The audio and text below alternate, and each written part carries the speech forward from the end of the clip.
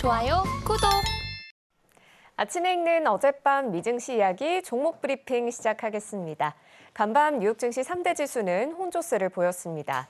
다우존스는 0.33% 하락한 42,374.36포인트를, S&P 500 지수는 0.21% 상승한 5,809포인트를, 나스닥은 0.76% 상승한 18,415선으로 장을 마쳤습니다. 각종 지표들이 발표된 하루였고요. 미 대선도 10여일 앞으로 다가왔습니다. 주식시장에서는 테슬라의 급등이 이 견인한 나스닥의 상승을 좀 주목해 볼 수가 있겠는데요.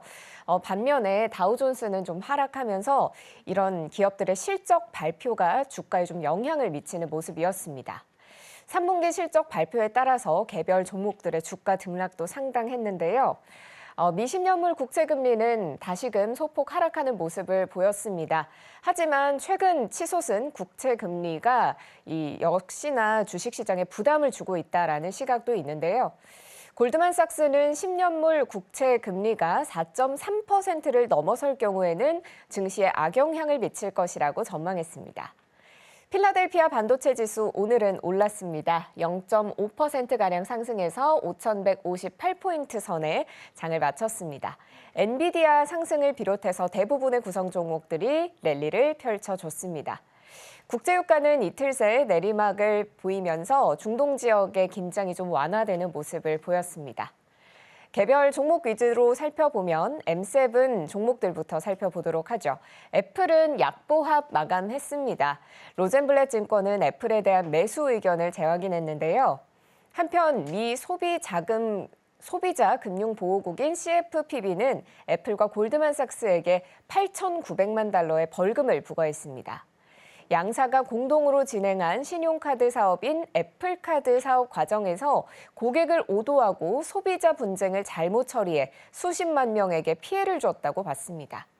애플의 벌금 규모는 2,500만 달러 정도인데요. 애플 측은 애플 상품에 대한 CFPB의 묘사에 매우 이의가 있다면서도 합의를 위해서 CFPB에 맞춰서 조정했다고 말했습니다. 다음 마이크로소프트 보겠습니다. 강보합권에서 마무리가 되면서 종가는 424달러 선을 기록했습니다. TD코에는 다음 주 실적 발표를 앞둔 마이크로소프트에 대한 매수 의견 재확인했습니다. 엔비디아 0.6% 상승하면서 140달러대의 장을 마쳤는데요. 알파벳은 하락하는 모습을 보였는데 약보합으로 마감을 했습니다. 162달러 선에 마무리가 됐습니다. 구글이 AI 스타트업인 엔스로픽과 파트너십과 관련해서 영국 경쟁시장청 CMA로부터 반독점 위반 여부를 조사받게 됐습니다. 오픈AI의 대항마로 평가받는 엔스로픽은 오픈AI 연구원들이 2021년에 설립한 AI 스타트업인데요. 자체 개발한 클로드라는 AI 모델로도 잘 알려져 있습니다. 구글은 지난해 엔스로픽에 20억 달러 이상을 투자한다고 발표한 바가 있는데, 그런데 이번 구글과 엔스로픽에 대한 조사는 앞서 지난달에 CMA가 아마존의 엔스로픽 투자를 승인한 것과는 비교되는 조치입니다. 아마존은 구글보다 더 큰 규모인 40억 달러를 투자했는데 CMA는 아마존과 엔스로픽의 파트너십은 추가 조사가 필요하지 않다며 승인한 바 있습니다. 아마존은 상승하는 모습 보였습니다. 0.9% 오르면서 186달러 선에 종가를 형성했습니다. 뱅크 오브 아메리카는 아마존에 대한 매수 의견 재확인했습니다. 메타 플랫폼스 역시도 상승 흐름 가져갔는데요. 번스타인은 메타에 대한 아웃퍼폼 등급 재확인하면서 목표 가격을 600달러에서 675달러로 상향했습니다. 브로드컴은 좀 큰 폭으로 하락하는 모습 보였습니다. 1.24% 하락하면서 171달러 선에 거래를 마쳤습니다. 이어서 투데이 하스탁입니다. 먼저 테슬라 살펴보죠. 오늘 장의 주인공이 아닌가 싶습니다.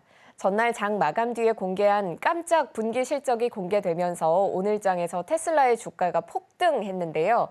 21.92%나 상승하면서 260달러대를 기록했습니다. 시가총액도 하루 새 엄청나게 불어났어요.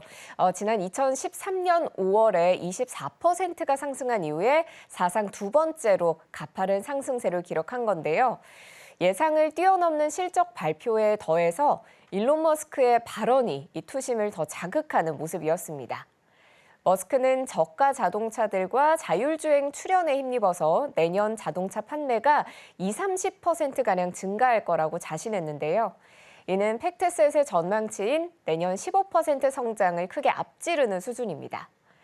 머스크는 컨퍼런스 콜에서 이달 초에 공개한 자율주행 로보택시 시제품인 사이버캡도 언급했는데요. 오는 2026년부터 사이버캡 양산을 시작해서 연간 200만 대를 판매한다는 목표를 세웠습니다. 모건 스탠리는 머스크 CEO가 제시한 20~30%가량의 판매 성장 전망에 대해서 회사가 더 저렴한 가격의 모델을 출시 혹은 자금 조달 제한, 기능 향상을 통해서 구매 가능성을 개선할 수 있는지 여부에 달려있다고 분석했습니다. 이어서 뉴몬트 살펴보도록 하겠습니다. 14% 이상 하락한 모습을 보여줬는데요. 덴버에 본사를 둔 금 채굴 기업인 뉴몬트가 시장 예상에 못 미친 실적을 발표하면서 큰 폭으로 하락했습니다. 49.25달러의 종가를 형성했는데요. 3분기의 매출이 46억 1천만 달러를 기록했는데 팩트셋의 예상치인 46억 7천만 달러에는 미치지 못했고 주당 순이익도 81센트로 예상치인 86센트를 밑돌았습니다. 호주, 캐나다, 페루와 파푸아뉴기니 광산에서 귀금속을 캐내는데 많은 비용을 지출한 것이 실적 부진에 영향을 줬습니다. 뉴몬트는 3분기 실적을 발표한 첫 주요 금 생산 업체인데요. 금은 올해 들어서 30% 이상 급등했고 계속해서 최고 기록을 경신하면서 올해 가장 좋은 퍼포먼스를 보여준 금속 중 하나였습니다. 따라서 시장은 금 생산업체의 큰 이익을 예상했는데 시장의 기대치가 높았던 탓인지 주가의 하락폭이 더 컸던 것으로 보입니다. 블룸버그에 따르면 한 광산 분석가는 이번 실적이 부정적인 것은 분명하지만 시장이 말하고 있는 것만큼은 아니라고 생각한다고 밝혔습니다. 실적은 시장의 기대치에 미치지 못했지만 뉴몬트는 5년 만에 가장 높은 분기 이익을 달성했습니다. 마지막으로 월풀 살펴보겠습니다. 10% 넘는 상승폭을 보여주면서 장을 마쳤는데요. 대형 가전업체 월풀이 시장 예상을 웃돈 3분기 실적 발표하면서 주가가 급등하는 모습이었습니다. 110.37달러의 종가를 형성했는데요. 주당 순이익은 3.43달러로 발표를 했는데 LSEG의 예상치인 3.19달러를 상회하는 수치였습니다. 순매출은 39억 9천만 달러로 블룸버그 예측치인 40억 9천만 달러에는 미치지 못했지만 회사 측은 미 대선이 끝나면 소비자들의 감정이 개선될 걸로 예상한다고 말했습니다. 월풀의 CFO 짐 피터스는 인터뷰에서 선거를 앞두고 소비자들의 소비에 대한 감정이 둔화됐고 많은 소비자들은 큰 규모의 소비를 미루고 있다고 말했습니다. 월풀은 소비자들이 비싼 가전을 구매하는 걸 꺼리는 지금의 시장 상황에서도 사업을 되살리기 위해 노력해 왔는데요. 수익성을 높이기 위해서 제조 및 제조 제품 비용의 절감을 단행했고요. 올해 초에는 전 세계적으로 1,000명가량의 인원을 감축했습니다. 회사는 올해 순매출이 약 169억 달러가 될 것으로 예상했습니다. 지금까지 종목 브리핑 전해드렸고요. 저는 잠시 뒤 글로벌 이슈 들고 다시 찾아오겠습니다. 좋아요, 구독!